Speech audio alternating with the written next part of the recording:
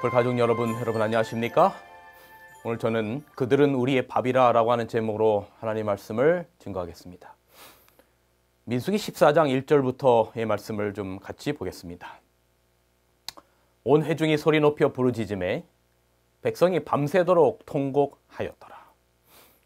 이스라엘 자손이 다 모세와 아론을 원망하며 온 회중이 그들에게 이르되 우리가 애굽에서 죽었거나 이 광야에서 죽었으면 좋았을 것을 어찌하여 여호와가 우리를 그 땅으로 인도하여 칼에 쓰러지게 하려 하는가? 우리 처자가 사로잡히리니 애굽으로 돌아가는 것이 낫지 아니하리라. 이에 서로 말하되 우리가 한 지휘관을 세우고 애굽으로 돌아가자 하매 모세와 아론이 이스라엘 자손의 온 회중 앞에 엎드린지라. 그 땅을 정탐한 자 중 눈의 아들 여호수아와 여분네 아들 갈렙이 자기들의 옷을 찢고 이스라엘 자손의 온 회중에게 말하여 이르되 우리가 두루다니며 정탐한 땅은 심히 아름다운 땅이라. 여호와께서 우리를 기뻐하시면 우리를 그 땅으로 인도하여 들이시고 그 땅을 우리에게 주시리라. 이는 과연 젖과 꿀이 흐르는 땅이니라. 다만 여호와를 거역하지 말라. 또 그 땅 백성을 두려워하지 말라. 그들은 우리의 밥이라 그랬어요. 그들의 보호자는 그들에게서 떠났고 여호와는 우리와 함께 하시느니라. 그들을 두려워하지 말라 하나. 온 회중이 그들을 돌로 치려 하는데 그때 여호와의 영광이 해막에서 이스라엘 모든 자손에게 나타나시느니라. 이런 유명한 금언이 있습니다. 인간은 생각을 심어서 행동을 거둔다. 그리고 행동을 심어서 습관을 거둔다. 습관을 심어서 인격을 거둔다. 그리고 인격을 심어서 운명을 거둔다. 생각이 운명을 결정한다는 말입니다. 똑같이 비가 오는 날에도 무슨 궁상맞게 비가 오나 하는 사람도 있고 창밖을 내다보면서 오늘은 날씨가 참 낭만적이구나 하는 사람도 있고 이 경사스러운 날에 비가 오다니 참 재수없다는 사람도 있고 비 오는 하늘을 보면서 오늘 축복의 단비를 주신 하나님을 찬양합니다 하는 사람도 있습니다. 똑같은 삶의 현장을 하나님의 눈으로 사물을 보는 훈련이 필요합니다. 하나님이 크게 보일 때 문제는 줄어들게 되어 있어요. 여러분을 둘러싸고 있는 삶의 환경이 어떤 것이든 하나님이 함께 하시면 문제는 적어 보이는 겁니다. 아시다시피 오늘 본문의 배경은 이스라엘 백성들이 출애굽하여 가나안의 접경 지역에 왔을 때 일어난 사건입니다.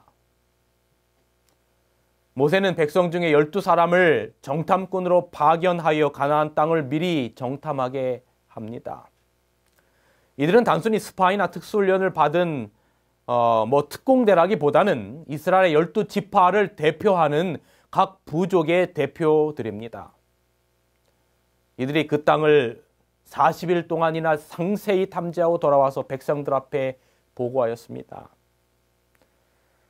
이 12정탐꾼은 공이 모두 가나안 땅은 젖과 꿀이 흐르는 땅이라는 데는 공감했어요. 그리고 그 증거로 포도 한 송이가 달린 가지를 얼마나 이게 큰지 그 가지를 베어서 둘이 막대기에 꿰어서 어깨에다 짊어 매고 성류와 무화과 열매들까지 가지고 와서 백성들에게 보여줍니다. 그 모습을 본 이스라엘 백성들이 얼마나 흥분했을까요? 그런데 이들 중 10명의 정탐꾼이 이상한 소리를 하기 시작하는 거죠. 성경은 32절에 보면 악평하였다라고 기록하고 있어요. 그 땅이 좋긴 하나 가나안 땅에는 거인종 네피림의 후손 아낙 자손이 사는데 우리는 그들에 비해 메뚜기처럼 보인다. 절대 이길 수 없다. 전쟁을 하다간 초전박살나고야 만다. 가나안 땅을 구경도 못하고 전멸할 것이다. 이들의 보고를 듣고 백성들은 공포에 사로잡힙니다.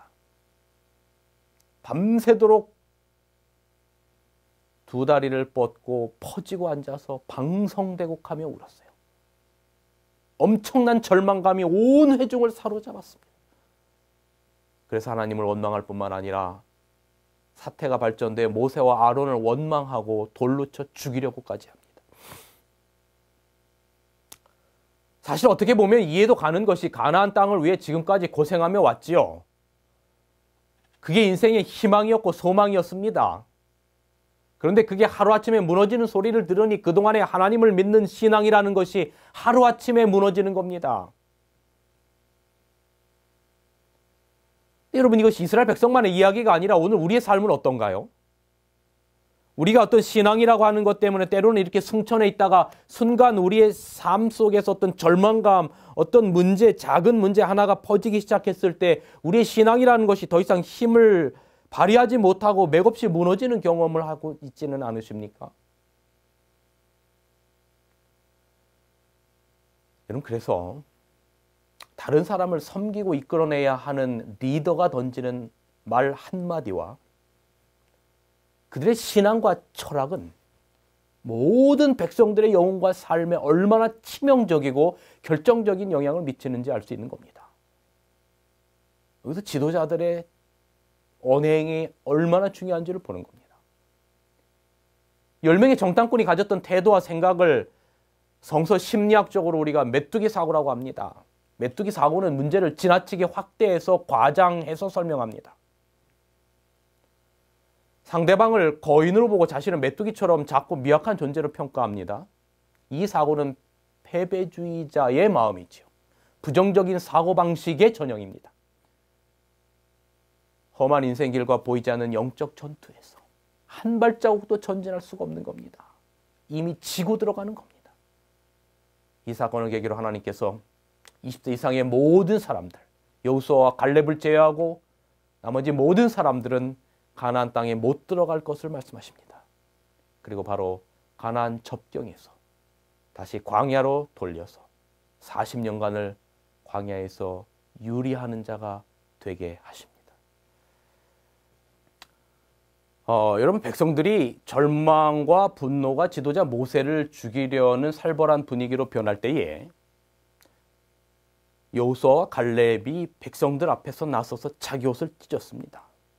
너무너무 안타깝고 괴로워서 답답함과 의로운 분노를 가지고 몸을 떨면서 온몸으로 호소합니다. 오늘 본문을 보면 여호수아와 갈렙은 10명의 정탐꾼과 전혀 다른 말을 백성들에게 외칩니다. 그 땅은 심히 아름다운 땅이라. 젖과 꿀이 흐르는 복락의 땅이다. 8절에 여호와께서 우리를 기뻐하시면 그 땅으로 우리를 주시리라. 그 땅 백성을 조금도 두려워 말라. 하나님이 우리와 함께 계신다라고 하는 겁니다. 하나님이 우리와 함께 계심으로 그들이 우리의 밥이라는 거예요. 그들이 크다라고 하는 것 팩트라는 거지요. 강한 것 팩트입니다. 그러나 우리가 10명의 저 정탐꾼들의 말과는 다르게 간과하고 있는 것 가운데 하나가 뭐냐면 이 모든 것들을 다 해결하실 수 있는 하나님이 우리와 함께 계신다. 왜 그것을 잃어버리고 살아가느냐? 그들은 우리의 밥이라. 참 믿음의 말입니다.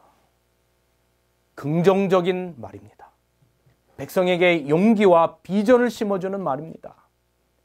자신들의 힘과 가나안 땅 거민의 세력을 비교하지 않았어요. 하나님이 우리의 편이심을 강조하는 겁니다. 바로 이것이 믿음입니다. 10대입니다.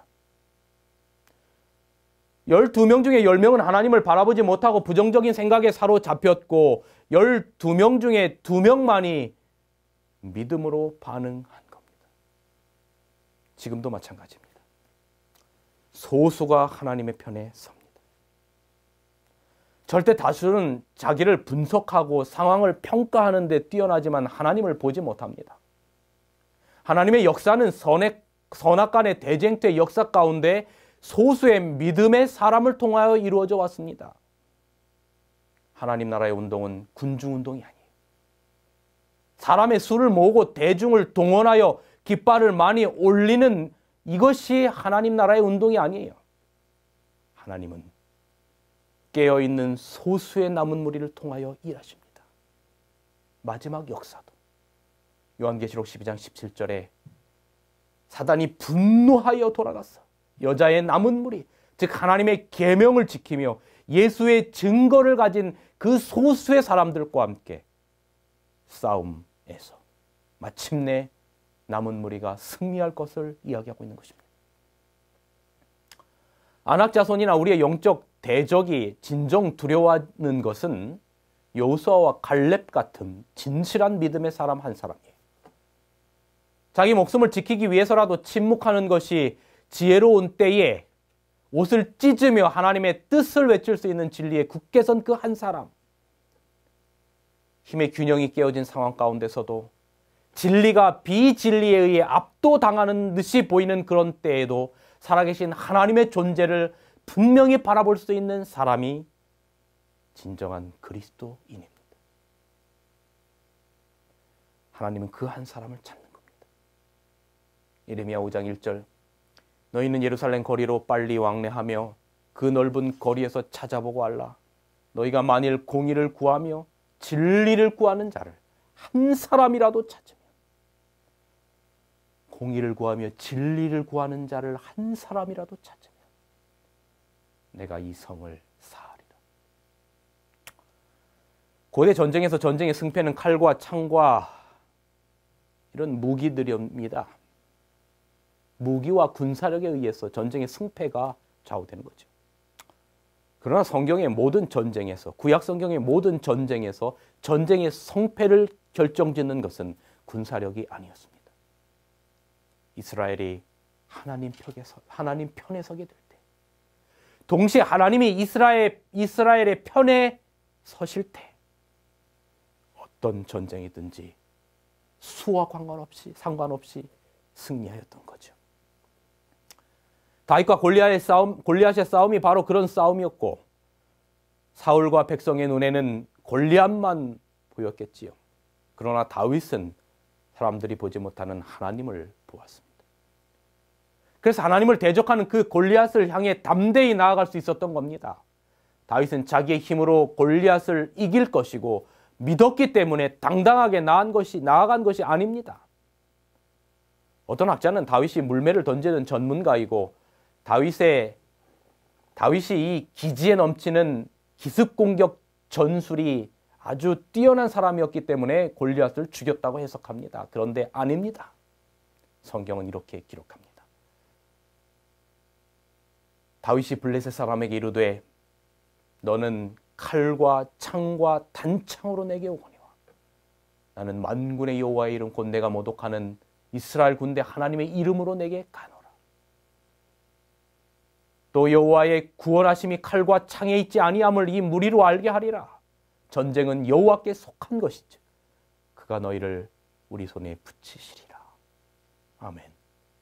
사무엘상 17장 47절입니다. 이스라엘 청년 중에 다윗만큼 물매를 던질 솜씨가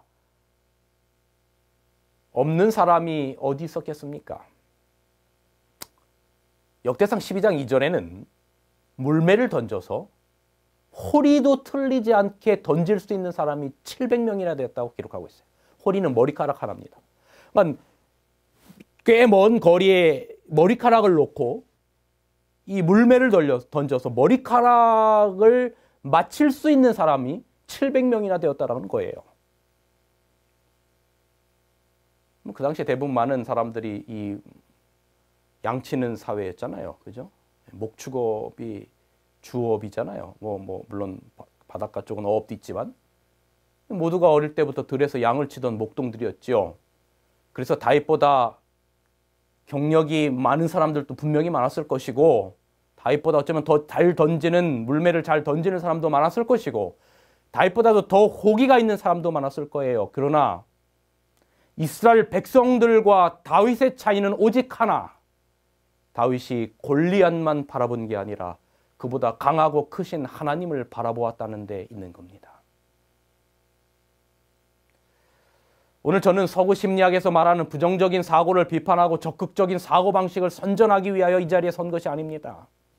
오늘 본문을 통하여 여호수아와 갈렙이 보았던 그 하나님을 바라보고 다윗이 바라보고 의지하였던 그 하나님을 바라보자고 호소드리는 겁니다. 성도의 제1생활 원리, 하나님 중심의 신앙을 회복하자는 겁니다. 지금 우리 앞에도 아낙 자손과 골리앗 같은 거대한 조직과 세속문화의 물결이 가로막고 있습니다. 원수는 지나치게 강하고 크게 보이고 하나님 나라의 전망은 어두워 보입니다. 기독교와 예수님께서 이 땅에 다시 오신다는 재림 사상은 4분 오열되어 세상의 파고 앞에 너무 초라하게만 보입니다. 10명의 정탐꾼의 논리가 결코 황당하고 비겁한 불신앙이라고 말하기 곤란한 그런 상황이 날마다 우리의 현실과 우리의 교회와 우리의 현장에서 벌어지고 있습니다. 이런 때에 누가 메뚜기 사고를 깨뜨리고 그들은 우리의 밥이라고 외칠 수 있겠습니까? 저도 이런 말씀을 외칠 자격이 없는 사람이지만 저의 모습이나 저의 역량을 의지하지 않고 오직 하나님의 이 말씀의 근거에서 다시 한번 우리의 신앙과 삶의 근본 자세를 되돌아보자는 것입니다. 그리고 무거운 책임을 느끼는 것입니다. 여러분, 말씀의 내용을 정리하면서 마지막으로 생각해 보고픈 것이 있습니다. 오늘이라고 하는 현실을 살아가면서 10명의 정탐꾼과 같은 사고와 말을 하느냐 아니면 여호수아와 갈렙과 같은 사고와 말을 하느냐의 문제는 우리의 영적 대쟁투의 문제라는 생각이 듭니다. 그러니까 에베소서 6장 12절의 말씀처럼 우리의 싸움은 혈과 육의 싸움이 아니고 정사와 권세와 이 어둠의 세상의 주관자들과 하늘에 있는 악의 영들, 즉 사단과의 싸움이라는 겁니다.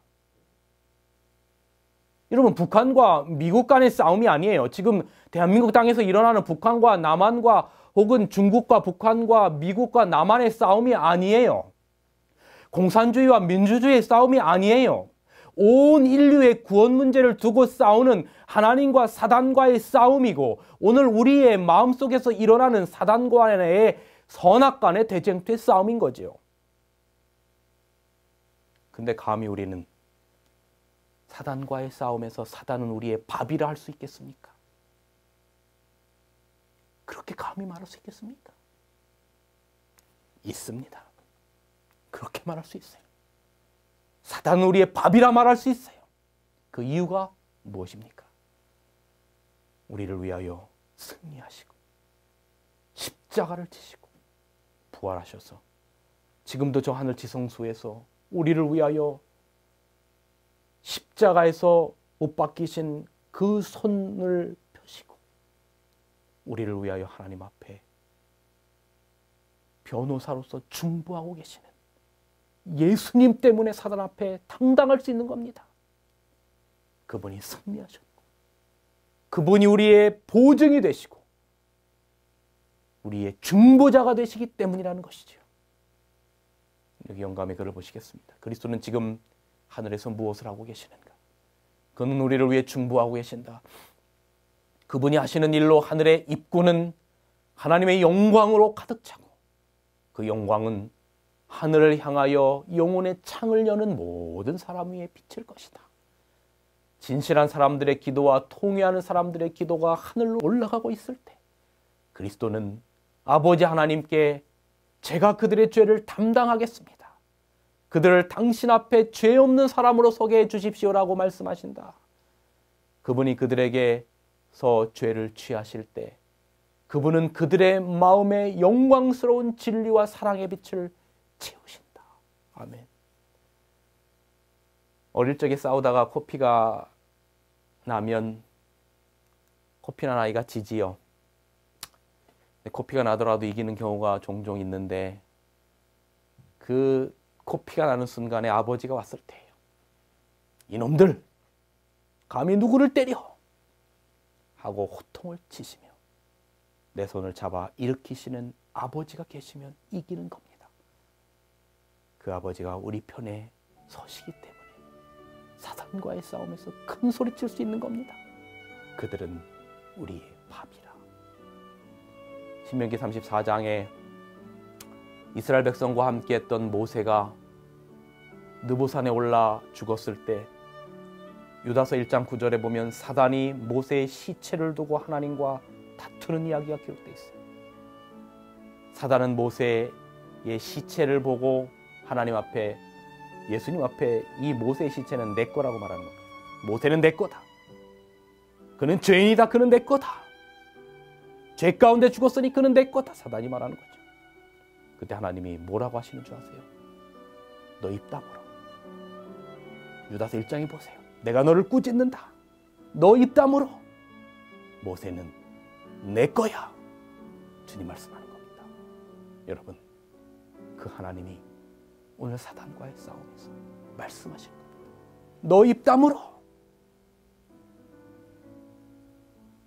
데이빗유는 내 거야. 내 피로 산 백성이란 말이야. 이런 주님의 권능에 힘입어 사랑하는 진리의 뿔 가족 여러분, 세상에서 승리하십시오. 그리고 세상의 그 어떤 권세 앞에 말하십시오. 그들은 우리의 밥이라. 승리하시는 여러분 되시기 바랍니다. 말씀을 줄이겠습니다. 진리 횃불 웹사이트에는 이 시대를 위한 하나님의 말씀이 준비되어 있습니다.